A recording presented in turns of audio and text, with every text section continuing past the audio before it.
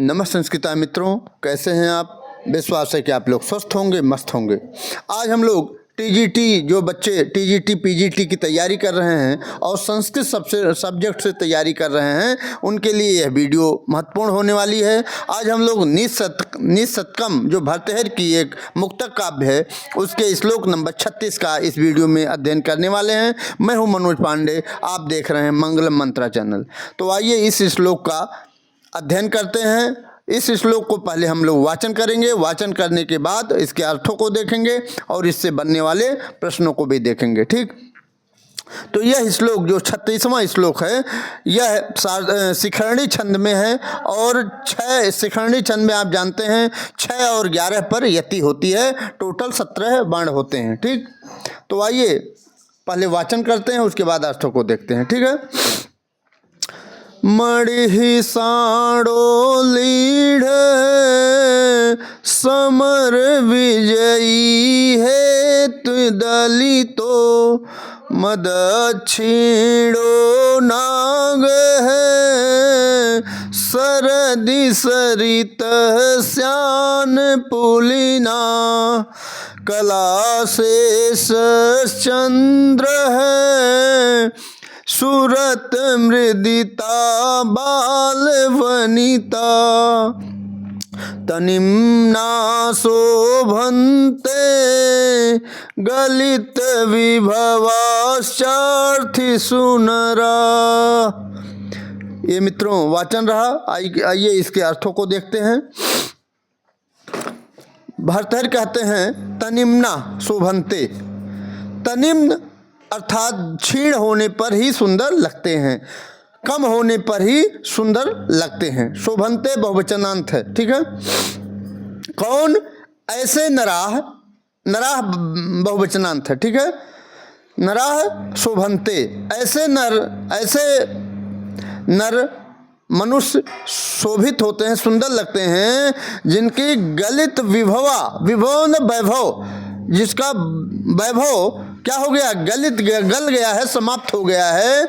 ऐसे नराह जिनका वैभव, धन संपदा गलित हो गया है, समाप्त हो गया है। अर्थात दान देते देते जिनकी संपत्ति कम हो गई है, ऐसे दानी पुरुष या दानी व्यक्ति, ये सब क्षीण होने के कारण ही शोभन्ते सुंदर लगते हैं। अर्थेश याचकों में। ठीक है। ऐसे याचकों में ऐसे नराह, ऐसे मनुष्य जिनकी दान देते देते जिनकी संपत्ति बहुत कम हो गई, तनिम्न हो गई है, कम हो गई है, क्षीण हो गई है, वह समाप्त, धन के समाप्त होने पर ही सुंदर लगते हैं। यहाँ भर्तृहरि बता रहे हैं। ठीक, ऊपर दूसरी लाइन में बताया, यहाँ नीचे से दूसरी लाइन में कला शेष चंद्र है, कला शेष जिनकी एकमात्र कला शेष है, ऐसे चंद्रमा की, चंद्र मतलब चंद्रमा, ऐसे चंद्रमा, ऐसी चंद्रमा जिनकी एकमात्र कला शेष है, जो अर्धचंद्राकार है, वह शोभते, वह चंद्र शोभते। ठीक, यहाँ चंद्र एक वचनांत है। ठीक, तो उसके साथ यहाँ शोभन्ते ना होकर के शोभते हो जाएगा। ठीक, लेकिन अगर सब मिला देंगे, मणि, नाग, चंद्र और ये नराह, ये सब शोभन्ते, लेकिन अगर एक एक आएंगे देखेंगे तो वहाँ शोभते लग जाएगा। ठीक, एक वचनांत रूप लगेगा।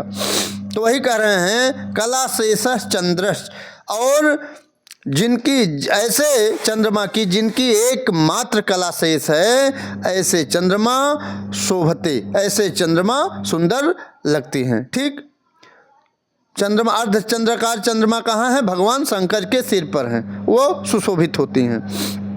और यहाँ दिया सूरत मृदिता बाल वनिता। वाल वनिता अर्थात नई नई युवती, जिनकी अभी भी नई नई शादियां हुई हैं, ऐसी सुंदर बाल वनिताएं। सूरत मृदिता रत कीड़ा में जो रति हैं, रत कीड़ा में रत हैं, ऐसी बाल वनिताएं शोभते, सुंदर लगती हैं।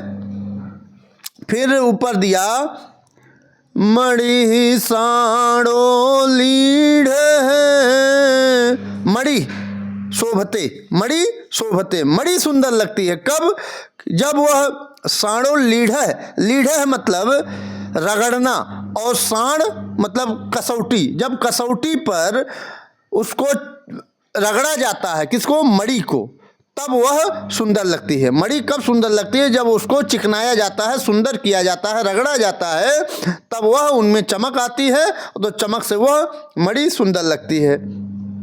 फिर आगे बता रहे हैं भर्तृहरि, समर विजयी है तु दहेति दलितो।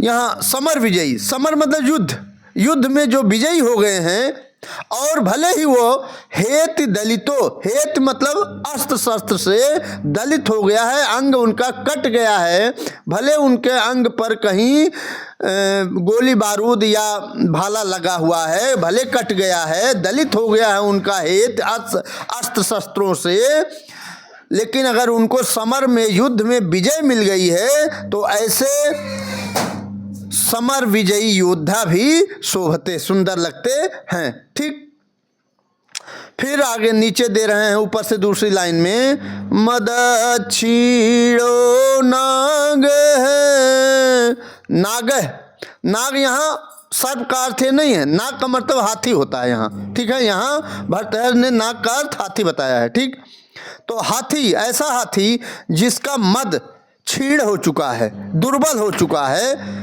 मद क्षीण दुर्बल, ऐसा हाथी जो दुर्बल हो चुका है, जिसका मद बहते बहते समाप्त हो गया है, वह हाथी मद के बहने के समाप्त होने पर ही शोभते, सुंदर लगता है। ठीक है, वह मद जो है उस हाथी का तनिम्ना हो गया है, तनिम्ना मतलब कम हो गया है, क्षीण हो गया है, तो ऐसे नाग, ऐसे हाथी शोभते, सुंदर लगते हैं, जिनका मद बहते बहते समाप्त हो चुका है। ठीक, फिर बताया आगे, सरदि सरितः श्यान पुलिना, सरितः, सरितः में नदियाँ, ऐसी नदियाँ जिनके श्यान पुलिना, श्यान पुलिना, पुलिना मीन्स होता है किनारा, ठीक है, और सरिता मतलब नदियाँ, जिन नदियों का किनारा क्या हो गया, श्यान हो गया है, सूख गया है। ठीक है, श्यान मतलब सूखना, ठीक है, सूख गया है। और कब नदियाँ सूखती हैं, कम होता है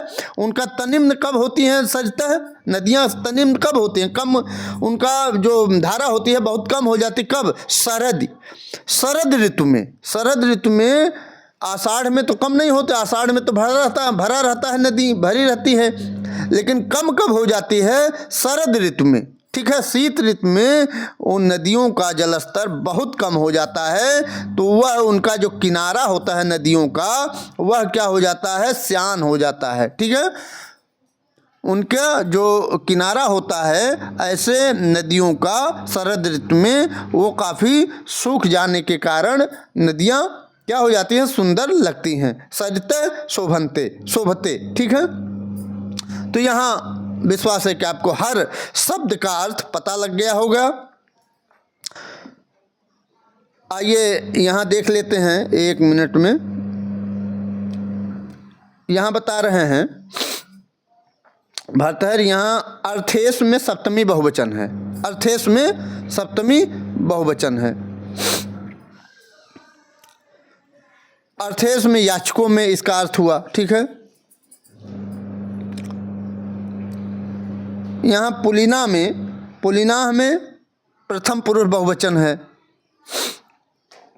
और यहाँ हेत में पूछ सकता, हेत मतलब अस्त्र शस्त्र। ठीक है, और दलित में दलित होना, नष्ट होना या कट जाना। ठीक, शरद में भी सप्तमी है, शरद, शरद में शरद ऋतु। ठीक है, सप्तमी। ये सरितः जो शब्द है, सरितः, ये स्त्रीलिंग है। ठीक है, और बहुवचन का रूप है। ठीक है,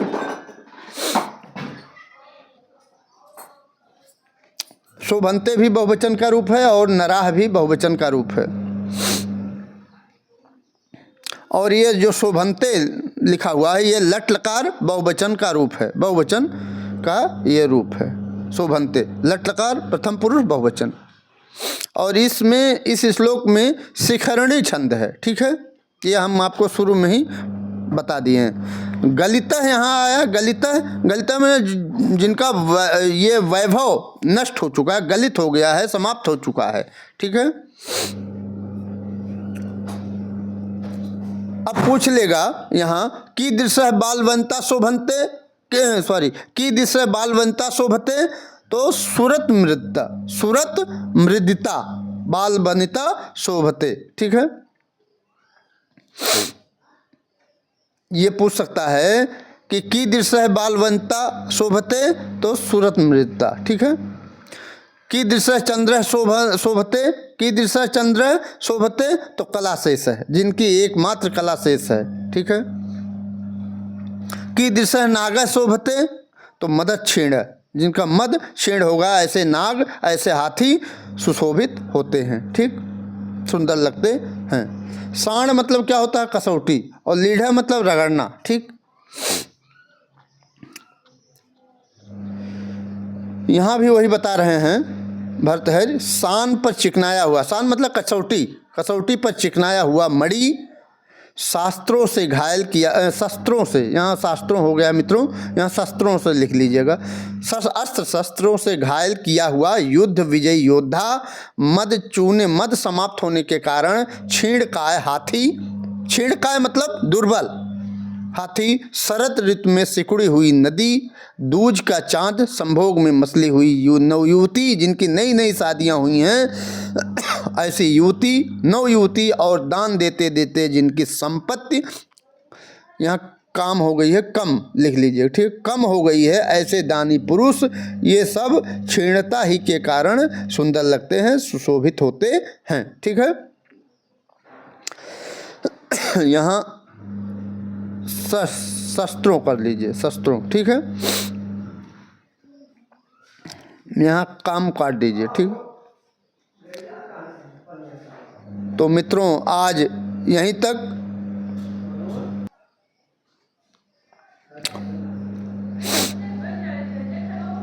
यहाँ फिर से एक बार अर्थ जान लीजिए, साणो लीढ़ है, साणो लीढ़ में सान पर घिसा हुआ या चिकनाया हुआ, ठीक है। हेतु दलित, हेतु दलितो, ठीक है, हेतु दलिता में शास्त्रों से शस्त्रों से आहत किया हुआ, शस्त्रों से घायल किया हुआ, दलिता मतलब घायल होना, ठीक है। समर विजयी, युद्ध विजयी, समर विजयी मतलब युद्ध विजयी, ठीक है। मद क्षीण, मद श्राव होने से दुर्बल, मद क्षीण, ठीक है। कौन, नाग, ठीक, नाग मतलब यहाँ हाथी से लिया गया है।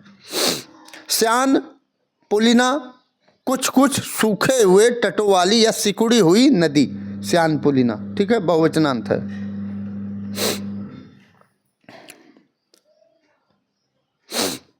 और इसमें सुरत मृदता बता ही दिए, बालवंता नवयुवती, अर्थेश याचकों में सप्तमी, और यहाँ प्रथमांत है पुलिना में।